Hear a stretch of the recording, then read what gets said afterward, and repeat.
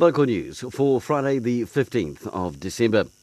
6 more people have been arrested and an estimated 30 kilograms of methamphetamine been seized following a second wave of arrests in relation to Operation Sweden. Those arrested yesterday were in Manukau, Lower Hutt and Masterton. The arrests follow the arrest of 11 people the week before, in Masterton on drugs charges as part of the same operation. In addition to these arrests and seizure of methamphetamine, a significant amount of cash has also been recovered, with those arrested having already appeared in court, 4 remanded in custody and 2 released on bail. The Conard Gallery and Studios in Masterton opens at 10 a.m. today. Conard is a collection of customised shipping containers that form a gallery and working artist studios. It's designed to be a space where Wairarapa artists can create, exhibit and sell their artwork to art-loving locals and visitors.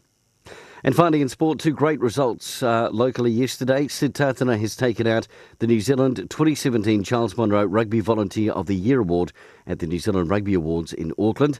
And the Wairarapa Under-15 girls cricket side have won their CD tournament in Palmerston North, with 5 girls being named in the CD side for the national tournament in January. Outstanding results across the board. For local news and sport, I'm Brent Gare.